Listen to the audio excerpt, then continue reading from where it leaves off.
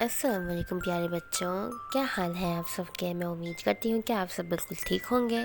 تو پیارے بچوں، آج میں آپ لوگوں کے لیے ایک اور دلچسپ اور مزیدار کہانی لے کر آئی ہوں۔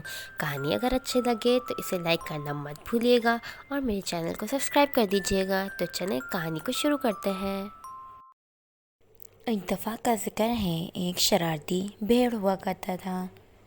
وہ ہر وقت شرارت کر کے کسی نہ کسی مصیبت میں گھرا رہتا تھا۔ ایک دن وہ کھیلتے کھیلتے کیچڑ میں جا گرا۔ اس کے پورے بدن پہ مٹی لگ گئی۔ ماں نے اس کو دیکھا تو پہلے تو بہت غصہ آیا، پھر اس کی شرارتوں پر ہنسی آ گئی۔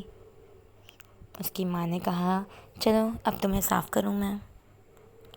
اس کی ماں بیش بچوں سے بہت پیار کرتی تھی۔ وہ بچوں کو ہر وقت سمجھاتی رہتی تھی کہ جنگل کی طرف بالکل بھی مت جانا، وہاں جنگلی جانور موجود ہیں جو تمہیں کھا جائیں گے۔ وہ اپنی ماں کی بات بالکل بھی نہیں سنتا تھا، اکثر وہ جنگل میں نکل جاتا۔ ایک دن وہ جنگل میں کھیل رہا تھا، کھیلتے کھیلتے وہ بہت دور آ گیا جہاں اسے ایک آبشار نظر آیا۔ اس نے سوچا کہ میں آبشار سے پانی پی لیتا ہوں کیونکہ مجھے بہت پیاس لگی ہے۔ اس بھیڑیے کو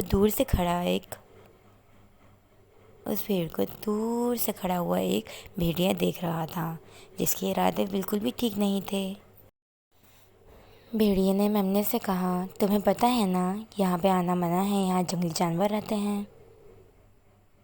تو بھیڑ بہت ڈر گیا۔ اس نے دل میں سوچا کہ میری ماں نے مجھے خبردار کیا تھا، لگتا ہے یہ خونخوار جانور ہے۔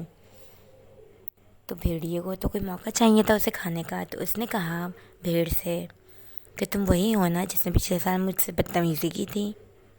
تو بھیڑ بولا، میں تو اس سال پیدا ہی نہیں ہوا تھا۔